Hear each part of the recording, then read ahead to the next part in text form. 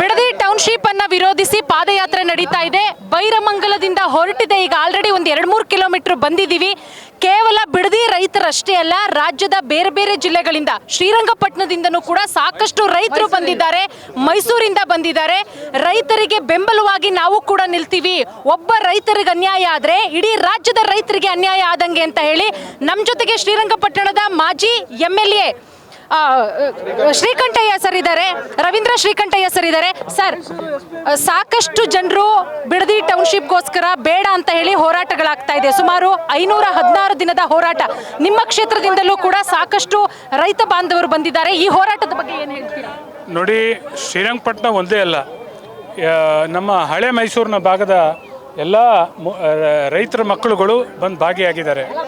ಮೊದಲಿಂದಲೂ JDS ಪಕ್ಷ ರೈತರ ಪರವಾಗಿ ನಿಂತ್ಕೊಂಡು ರೈತರ ಒಂದು ಧ್ವನಿಯಾಗಿ ಹೋರಾಟ ಮಾಡ್ತಕ್ಕಂಥದ್ದು ಒಂದು ಪಕ್ಷ. ಇವತ್ತು ತಮಗೆಲ್ಲ ಗೊತ್ತಿದೆ, ಬಿಡದಿ ಟೌನ್ಶಿಪ್ ಏನು ಇದನ್ನು ಮಾಡಕ್ಕೆ ಹೊರಟಿದ್ದಾರೆ, ಇದು ರೈತರಲ್ಲಿ ಭಾಳ ಆತಂಕ ವ್ಯಕ್ತ ಆಗಿರ್ತಕ್ಕಂಥದ್ದು. ಇವತ್ತು ಬಲವಂತವಾಗಿ ರೈತರ ಭೂಮಿ ಕಿತ್ಕೊಳ್ಳುವಂಥ ಹಂತಕ್ಕೆ ಸರ್ಕಾರಗಳು ಹೋಗಬಾರ್ದು. ಹಿಂದೆ ಮುಖ್ಯಮಂತ್ರಿಗಳಾಗಿದ್ದಂಥ ಕುಮಾರಸ್ವಾಮಿ ಅವರು ಮಾಡಕ್ಕೆ ಹೊರಟಾಗ ರೈತರು ಇದನ್ನು ವಿರೋಧ ಮಾಡಿದ್ರು.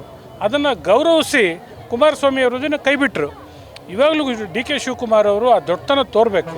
ಮೊದಲು ನಮ್ಮ ದೇಶದಲ್ಲಿ, ನಮ್ಮ ರಾಜ್ಯದಲ್ಲಿ ಯಾರೇ ಅಧಿಕಾರಕ್ಕೆ ಬರಲಿ, ರೈತರ ಪರವಾಗಿ ನಿಂತ್ಕೋಬೇಕು, ಅವ್ರ ಪರವಾಗಿ ಹೋರಾಟ ಮಾಡಬೇಕು, ಅವ್ರಿಗೆ ನ್ಯಾಯ ಸಿಕ್ಕೋ ಥರ ನಡ್ಕೋಬೇಕು.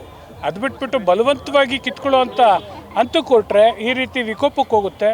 ಇವತ್ತು ನಿಖಿಲ್ ಕುಮಾರಸ್ವಾಮಿ ನೇತೃತ್ವದಲ್ಲಿ ಇಡೀ ರಾಜ್ಯದಲ್ಲಿ ನಾವೆಲ್ಲರೂ ಸೇರಿ ರೈತರ ಪರವಾಗಿ ನಿಲ್ಲಬೇಕು ಅನ್ನೋ ತೀರ್ಮಾನ ಮಾಡಿದ್ದೀವಿ. ಅದೇ ರೀತಿ ಏನಿಲ್ಲಿ ನಿಂತಿದ್ದೀವಿ ನಾವು, ನಮ್ಮ ಮೈಸೂರಿನ ನಗರ ಅಧ್ಯಕ್ಷರಾದಂಥ ಮಂಜೂರವರ ನೇತೃತ್ವದಲ್ಲಿ ಮೈಸೂರಿಂದ 4-5 ಬಸ್ನಲ್ಲಿ ಜನ ಬಂದಿದ್ದಾರೆ. ಅವರ ವಿಶ್ವಾಸದಲ್ಲಿ ಮಾತಾಡ್ತಾ ನಾವೆಲ್ಲ ನಿಂತಿದ್ದೀವಿ. ನಮ್ಮೆಲ್ಲರ ಒಂದೇ ಧ್ವನಿ, ರೈತರ ಪರವಾಗಿ ನಿಲ್ಲುವಂಥ ಕೆಲಸ, ರೈತರ ಪರವಾಗಿ ಧ್ವನಿಯಾಗಿ ಉಳಿತೀವಿ. ಖಂಡಿತ. ಮಂಜು ಸರ್, ಸುಮಾರು 4 ಬಸ್ಗಳಿಂದ ರೈತಾಪಿ ವರ್ಗದ ಜನ ಬಂದಿದ್ದಾರೆ. ಬಿಡದಿ ರೈತರಿಗೆ ಯಾವುದೇ ಕಾರಣಕ್ಕೂ ಅನ್ಯಾಯ ಆಗಬಾರ್ದು, ಅನ್ಯಾಯ ಆಗಕ್ಕೆ ನಾವು ಬಿಡಲ್ಲ ಅಂತ ಹೇಳಿ ನಿಮ್ಮ ಹೋರಾಟ ಯಾವ ರೀತಿ?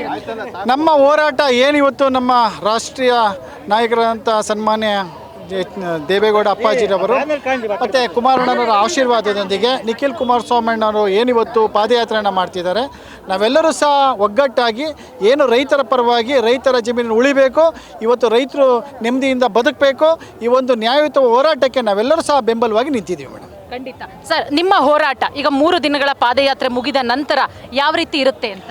ಖಂಡಿತವಾಗ್ಲೂ ಮುಂದಿನ ಹಂತಗಳಲ್ಲಿ ನಮ್ಮ ನಾಯಕರು ಏನು ಆದೇಶವನ್ನು ಮಾಡ್ತಾರೆ, ಆದೇಶದ ಮುಖಾಂತರ ನಾವು ಯಾವ ತಾಲೂಕು ಮಟ್ಟದಲ್ಲಿ ಅಥವಾ ಜಿಲ್ಲಾ ಮಟ್ಟದ, ನಗರ ಮಟ್ಟದಲ್ಲಿ ಹೋರಾಟವನ್ನು ಮಾಡುವ ಮುಖಾಂತರ ಯಾವುದೇ ಕಾರಣಕ್ಕೂ ರೈತರ ಜಮೀನು ಕಿತ್ಕೊಳ್ಳೋಕ್ಕೆ ನಾವು ಬಿಡುವುದಿಲ್ಲ ಅನ್ನೋ ಒಂದು ಆಶಾಭಾವನೆಯನ್ನು ಹೊಂದಿದ್ದೀವಿ ಮೇಡಮ್.